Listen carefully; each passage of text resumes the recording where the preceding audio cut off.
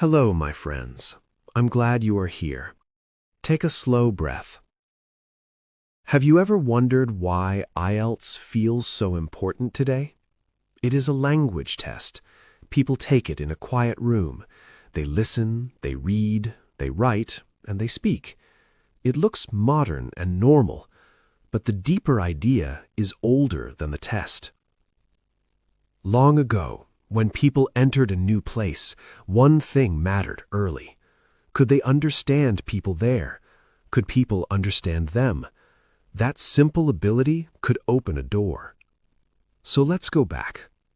Long before large towns, people lived in small groups. They moved with the seasons.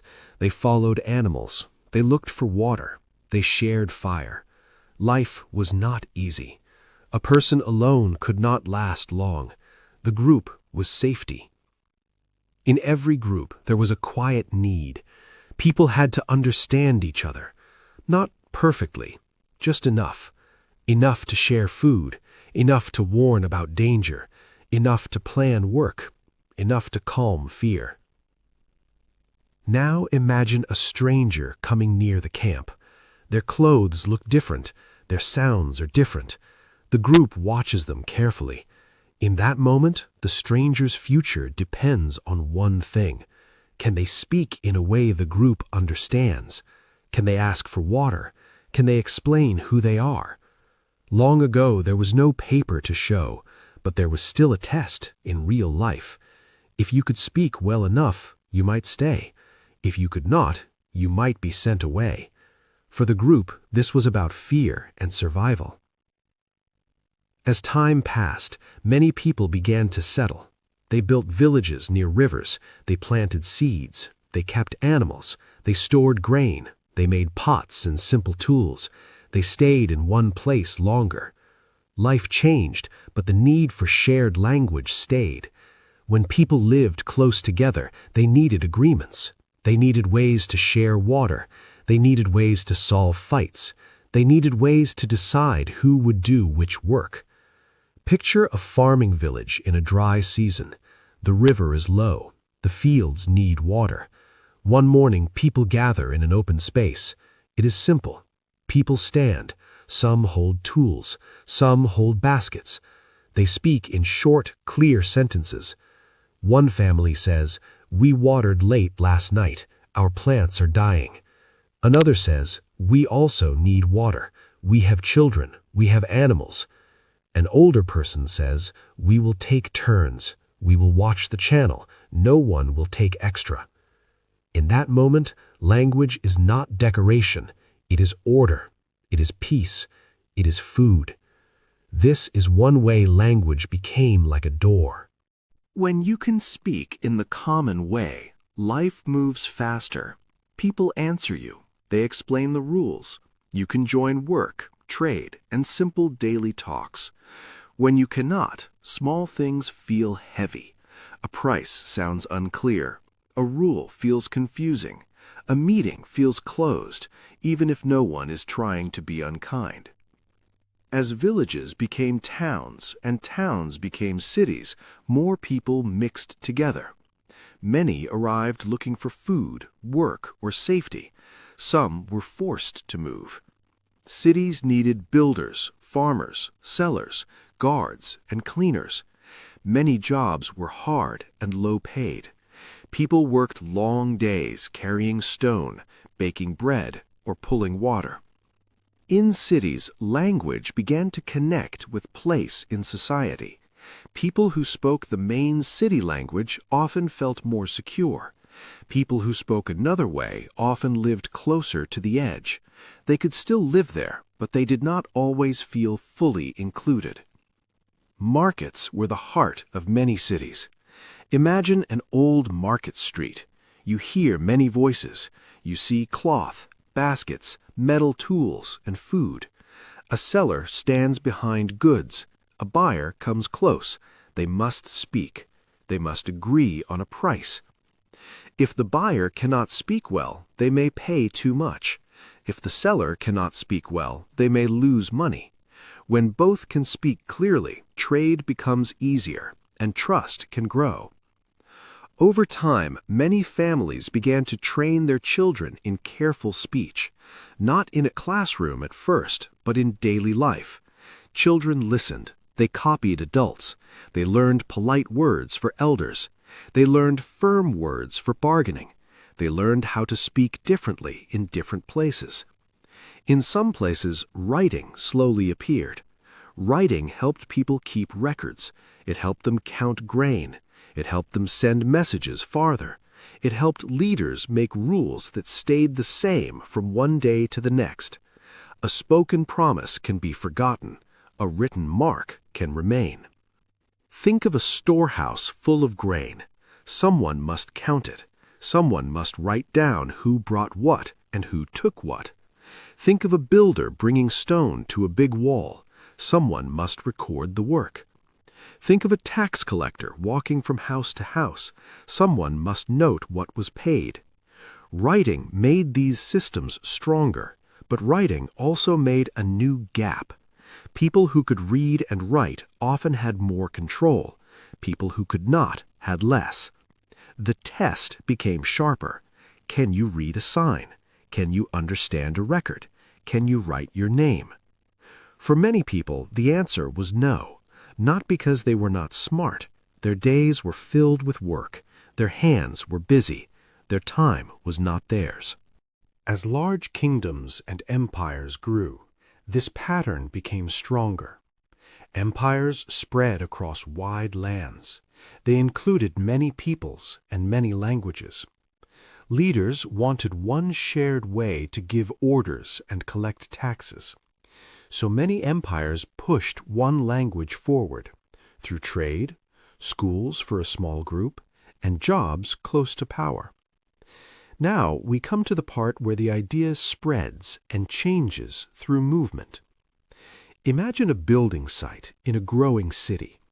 A new wall is being made. Stones are heavy. Time matters.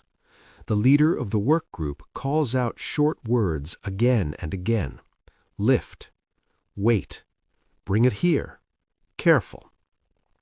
A new worker has arrived from far away. He is strong. He can carry stone all day. But in the first week, he watches more than he speaks. He listens to the same short commands. He copies them quietly. After some days, his work becomes smoother. He makes fewer mistakes. People trust him more. The shared words help him do the work the city needs. Now, imagine a family arriving in a new town. They came from a smaller place. They came because their land became poor, or because there was danger, or because they heard there is work here. The first day, they walk through the market. The sounds are fast. The words are new. A child holds a parent's hand. The parent points at bread. The seller says a price. The parent understands only part of it. So the parent tries again with simpler words. They use their fingers to show a number. They listen for the same market words again and again. Bread, salt, water, more, less. After a week, they can buy without fear. After a month, they can ask simple questions. After some time, neighbors speak to them more easily. The door opens slowly, one small conversation at a time. Now imagine a road between towns. A caravan moves slowly. People carry salt, cloth, or metal. They stop at wells. They sleep near animals. They meet guards at a gate. The guards ask questions. Where are you from? What are you carrying? Who is your leader? If you can answer clearly, you pass more easily. If you cannot, you may be delayed, you may be searched, you may be turned away. Sometimes it is not anger, it is caution, but the result is real. In ports near the sea, ships arrive with goods and people. Sailors hear new accents. Sellers use simple shared phrases. Now picture a small conflict in a port market. A buyer points at cloth and speaks quickly. The seller hears a different meaning. The buyer thinks the seller is cheating. The seller thinks the buyer is insulting him. Voices rise a little. People look over. Then a helper steps in. This person knows both ways of speaking. They speak slowly. They repeat each side's words in a clearer way. They show the price with fingers. They point to the cloth. They make the meaning simple. The conflict softens. The trade continues. In places like this, people who could connect languages became valuable. They reduced confusion, and confusion could become danger. Now, here is a quieter, harder part of the story. When language becomes tied to work and safety, life is not the same for everyone. Some people can speak quickly in the common way. Others need more time. Imagine a worker being paid at the end of a long week. The manager speaks fast. The numbers are said out loud. The worker hears the total, but not every detail. The worker feels unsure, but stays quiet. The next day, the worker asks a friend to explain the words. This can happen without shouting. It can happen quietly in daily life. Imagine a simple court long ago. Two people disagree about land or payment. An official listens. The official speaks in a formal style. A record is made in writing. One person understands the words and the record. The other person does not understand everything. The second person may nod because they feel pressure. They may sign with a mark. They may leave unsure. Later, they may realize the agreement was not what they thought. Also, when one language becomes the main language, other languages can lose space. People may stop using their home language in public. They may speak it less at work. Over time, even the home can change. Some parents may feel pressure to switch languages with their children. They may think, this will help my child get work later. But this can bring a quiet sadness. A person may start to feel unsure about their own voice. And some older stories can fade. Many songs and sayings live best in the home language. When that language becomes smaller, those old words can become harder to keep. Now we move forward into the modern world. In the past, travel could take weeks or months. A person might walk for many days. They might live in temporary camps on the road. They might arrive with dust on their clothes and worry in their face. In the modern world, travel became quicker. A person can cross long distances in hours. But many people meet quiet systems first. Forms, records, interviews, rules written in careful words. Now imagine a person at a small table. They have a phone or a computer. They fill out a form with careful spelling. They upload a photo of a document. They check their name again. Later, they go to a test center. They wait in a line. They show an ID card. Someone points to a seat. Someone tells them when to start. Everything looks calm and organized, but inside, the feeling can still be strong, because one small mistake can slow a plan that matters. For a long time, many people moved without formal language proof. They learned slowly. They found communities from home. They worked in jobs where language was less needed at first. They depended on friends and family. Later, many countries made clearer rules. They wanted one clear way to decide who could study, who could work in some jobs, and who could stay long-term. To do that, they needed something simple to check. They needed the same check for many people. So language tests became more common. A test gives a result that officials can read quickly. It gives schools and offices an easy way to compare people. This is not the same as a camp long ago, but the purpose is similar. It is still about communication. It is still about who can enter and who must wait. This is where IELTS fits. It is a modern language test used by schools and governments. It checks listening, reading, writing, and speaking. It produces a score that can be compared across many places. Long ago, a person proved their speech in a market, on a road, or beside a fire. Today, a person may prove it in a test center. The room is quiet, the rules are clear, the result becomes a number on paper. This can bring help and problems at the same time. Clear rules can reduce personal judgment. People can know what is expected. They can prepare. But not everyone has the same time, money, or support to prepare. Some people grow up hearing English more often. Others do not. Some people live with heavy work and stress. Others have calmer schedules. So this door can feel closer for some people and farther for others. Still, people keep walking toward it because the result can change a life. A new course, a new job, a safer home, a fresh start. Now think again about the long human story. For thousands of years, people moved. They moved to find food. They moved to escape danger. They moved to trade. They moved because rulers pushed them. They moved because work pulled them. And each time, language was part of the journey. Sometimes it helped. Sometimes it blocked the way. IELTS is one small modern form of that old human need.